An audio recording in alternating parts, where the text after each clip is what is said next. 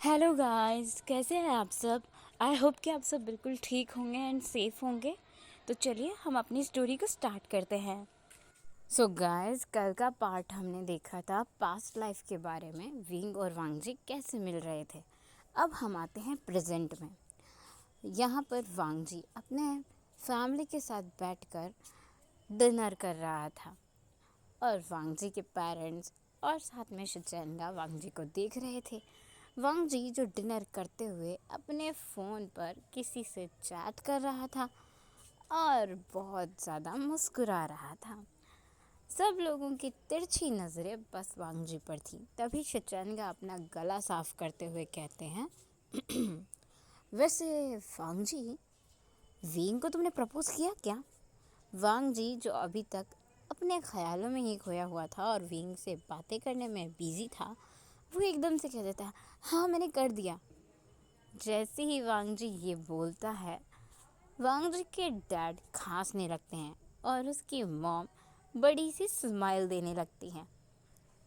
जब वांगजी को ये महसूस होता है कि उसने क्या बोल दिया है अपनी खुशी खुशी में, वो एकदम से अपने पेरेंट्स को देखने लगता है। वांगजी के फादर जो अभी तक खांस रहे थे और मैडम लैन जो उन्हें पानी दे रही थी पीने के लिए। शिचेंगा वांगजी की तरफ देखकर आंख मारते हैं और वांगजी अपने ब्रदर की तरफ देखकर गुस्सा करता है। मैडम लैन कहती हैं, तो मेरे बेटे, अगर तुमने उन पे प्रपोज कर दिया है तो तुमने उसके साथ कुछ किया?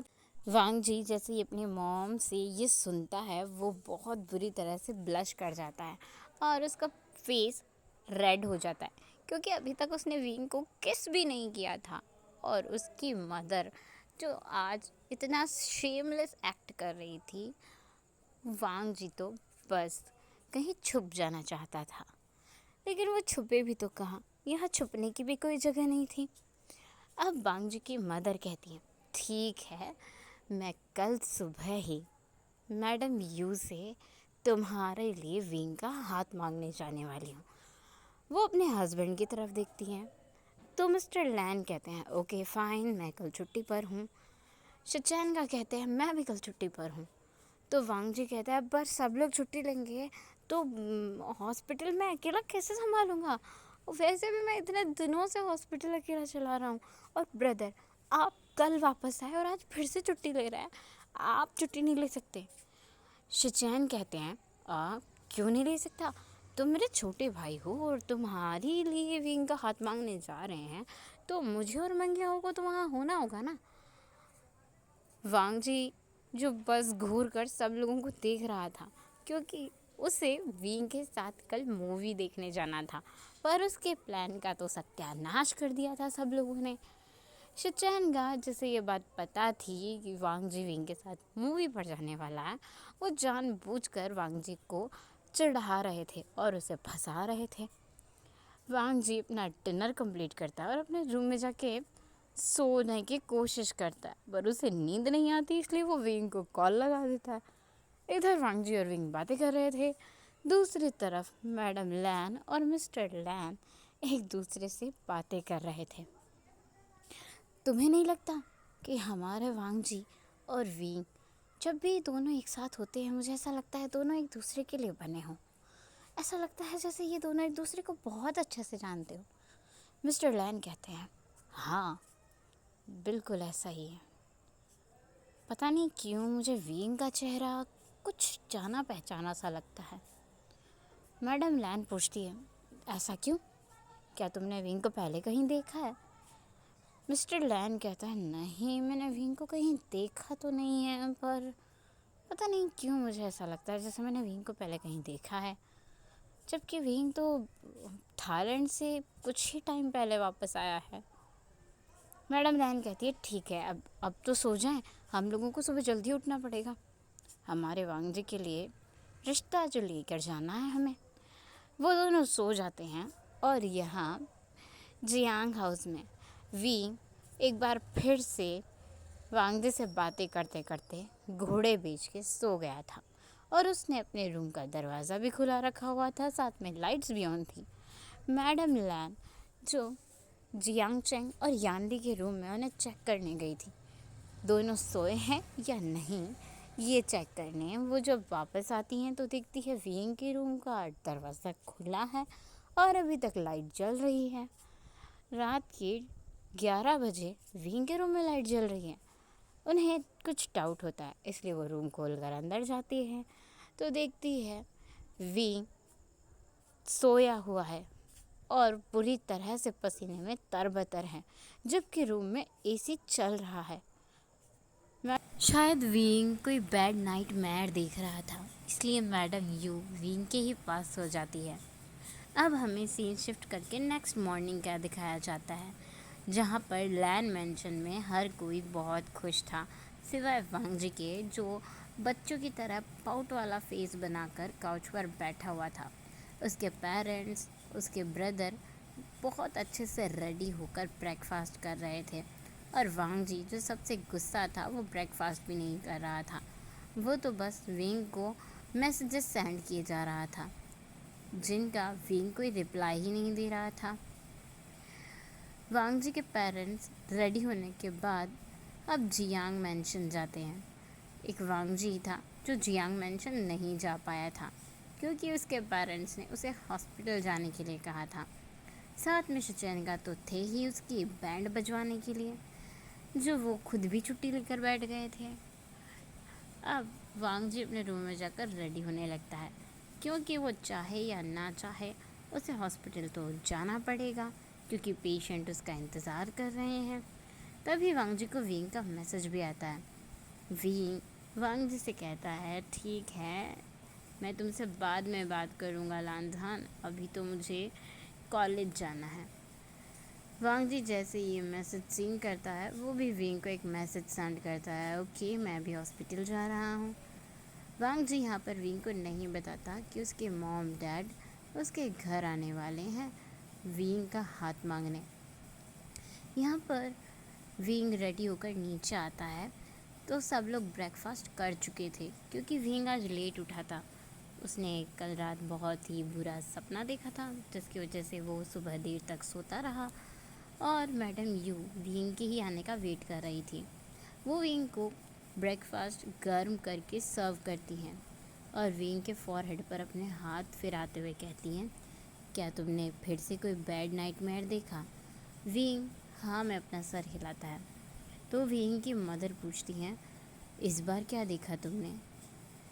विंग कहता है, मदर मुझे कुछ भी ठीक से याद नहीं है, मैंने बस क्या देखा मुझे कुछ ठीक से याद ही नहीं आ रहा है, अब मैं आपको बताऊं भी तो कैसे बताऊं। विंग यहाँ पर कुछ भी नहीं बताता और उसकी मदर कहती है, ठीक है ये अच्छी बात है कि तुम्हें वो ड्रीम याद नहीं है, इससे तुम्हें कोई प्रॉब्लम नहीं होगी, और हाँ उस ड्रीम के बारे में सोचना मत।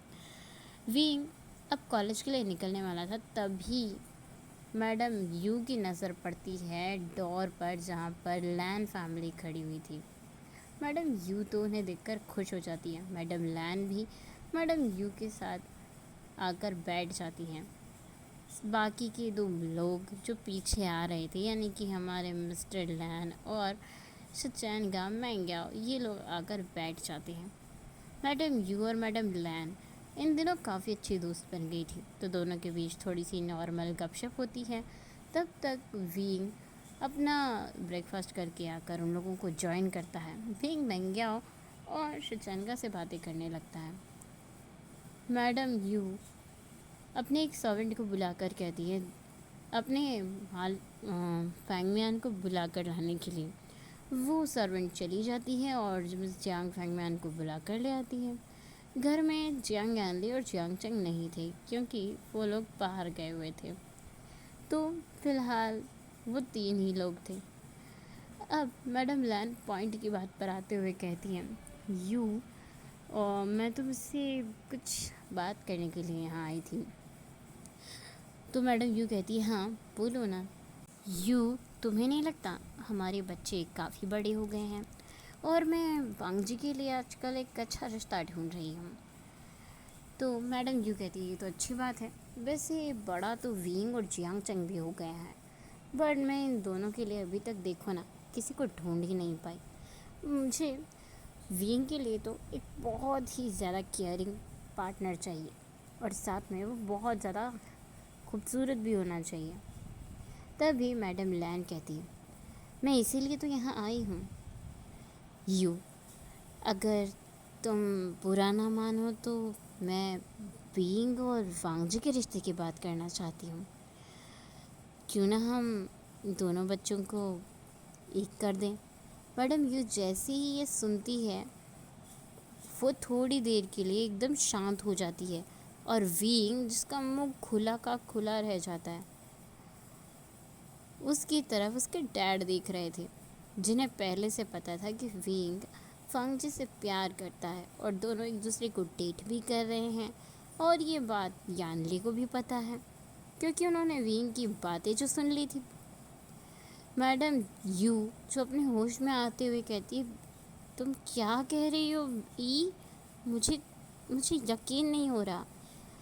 जैसे ही वो ये बोलती है, मैडम लैन और फैंगमियान दोनों से थोड़ा डर जाते हैं और फैंगमियान यू के हाथ पर अपना हाथ रखते हुए कहते हैं, हमें रिश्ता पसंद है। हमारी विंग के लिए तो वांगजी से बेटर कोई और हो ही नहीं सकता। दोनों एक दूसरे के साथ बहुत जचते हैं। आपने अच्छा किया जो आपने ये प्रस्ताव खुद ही रख दिया, वरना कुछ दिनों बाद तो शायद मैं और यू आपके पास आ जाते। दोनों बच्चे भी एक दूसरे को पसंद करते हैं। इनफैक्ट हमारे दोनों बच्चे तो हम लोगों से भी ज़्यादा फास्ट निकले। वो तो एक दूसरे को डेट भी कर रहे हैं।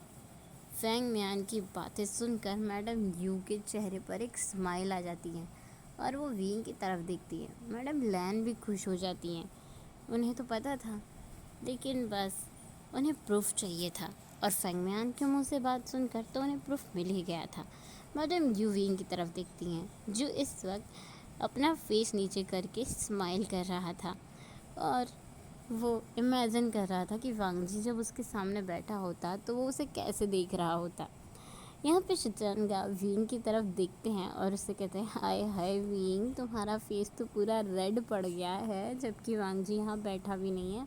और अगर वांगजी यहाँ आकर बैठ जाएगा तो तुम्हारा क्या होगा।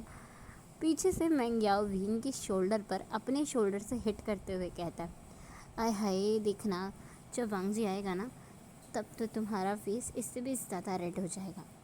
और आज तो हमने वांगजी को यहाँ आने ही नहीं दिया क्योंकि हमने उसे हॉस्पिटल में जो फंसा दिया है, इसीलिए हमने उसे यहाँ नहीं लाया ताकि तुम और वांगजी अकेले में टाइम स्पेंड कर सको।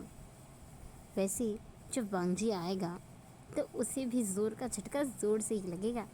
वैसे तो उसे पता है कि मैडम लैन यहाँ पर किस बारे में बात करने आई है, बट उसे ये नहीं पता कि तुम्हारा जवाब क्या होगा और तुम्हारे मॉम डैड का जवाब क्या होगा। मैं तो पक्का उसे डराऊंगा कि तुम्हारे मॉम डैड ने ना कह दिया। तो विंग मैंग्याओ की तरफ अपना हाथ उठाकर दिखाते हुए कहता, बिल्कुल भी नहीं, मेरे अनजान को डराने की ज़रूरत नहीं है। शिचेंगा विंग से कहता, तुम्हें उसका बर्थ नेम भी पता है? तो विंग थोड़ा सा रुक जाता है और वो सोचने लगता है, क्या मैंने अभी अभी लानजान बोला? शिट विंग, तुम लानजान कैसे बोल सकते थे? पर विंग फिर शिचेंगा की बात को याद करता है, लानजान बर्थ नेम। विंग शिचेंगा की तरफ देखने लगता है तो शिचेंगा कहते हैं, हाँ, लानजान वांगजी का बर्थ नेम है और उसे इस नेम से सिर्फ तुम ही बुलाते हो अब तक। मैं और मॉम डैड भी उसे इस नेम से नहीं बुलाते हैं। उसने कभी किसी को अपना बर्थ नेम यूज़ करने ही नहीं दिया, पता नहीं क्यों। विंग खुश हो जाता है और विंग को पता था लानजान ने ऐसा क्यों नहीं करने दिया होगा शायद। अब उन लोगों की मैरिज की बातें तो चल ही रही थी, तभी जियांग फैंगमियान को कॉल आता है और वो कॉल अटेंड करने चले जाते हैं। ये कॉल मिस्टर ली का था, जो एक बार फिर से फैंगमियान को डील के बारे में याद दिला रहे थे। तो जियांग फैंगमियान कहते हैं, मेरे बेटे ने अपने लिए पार्टनर चुन लिया है ली, और मैं अपने बेटे को फोर्स भी नहीं कर सकता हूँ इस मैरिज के लिए।